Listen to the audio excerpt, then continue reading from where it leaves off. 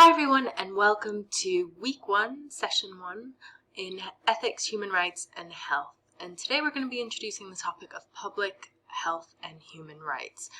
So this week's session there's a lot of reading in this week's session, so please be prepared. And a lot of it is there to provide you with that foundation that you can build off of as we go along. So I don't expect you to memorize everything. I don't expect you to become experts in everything that we discussed today.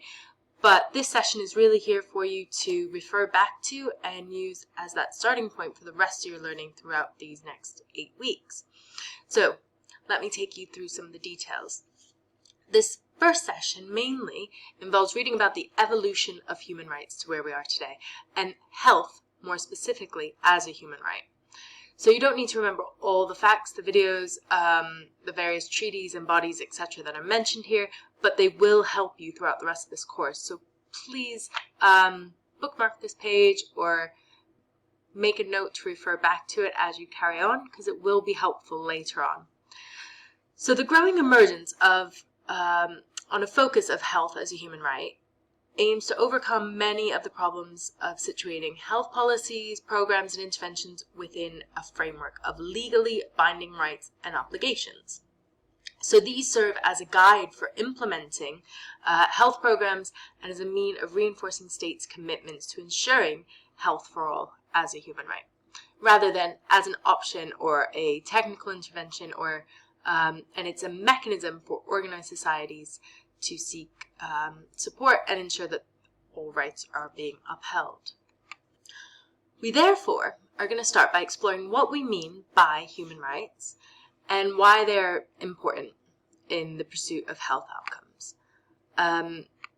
And we examine the instruments, the institutions, and the mechanisms that have been established to facilitate the realization of right to health, as well as mechanisms and strategies to monitor and enforce health rights as well. So it's important that we're discussing that background, that history in terms of the development of human rights, and then applying those human rights to the idea of health as a human right, and then what mechanisms, what facilities are currently in place, what policies, constitutions, etc. are in place to make sure those rights are being upheld globally.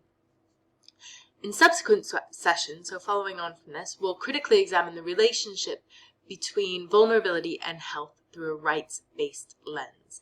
And we'll further explore some of the ongoing challenges in achieving positive health outcomes, even within a human rights framework. So we explore how the human rights framework, or you'll see the abbreviation EHRH, human rights framework, can inform the treatment of vulnerable groups such as women, refugees, IDPs, and people living with HIV and AIDS, and the extent to which human rights are practiced or implemented in health interventions.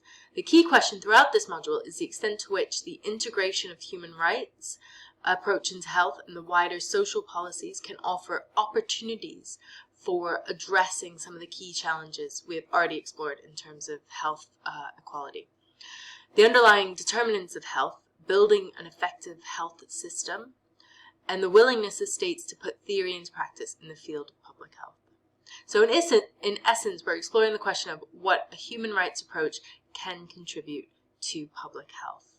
So while we go through, so like I said at the start, this is our introductory lecture. It's to provide that foundational groundwork. There's a lot of information to take in, but don't feel you need to sit and read it all in one bit. This is a higher level course, so pick and choose the bits that you want to go into greater depth with or read more widely, more deeply with. The information that's here is presented to give you that holistic approach, and to give you that background and know where you can start looking for some of that information. So feel free to kind of go into greater depth with some of the discussions and skim through other areas that may not be of interest but are good for that starting point for you. If you have any questions, please feel free to pop them up on the discussion board, respond, and make sure you engage with the content throughout. So the discussion board, as well as our opportunity to really support you with your learning and enhance it and go into greater depth with it. So please don't be shy. We'd love to hear from you, and good luck with this week's session.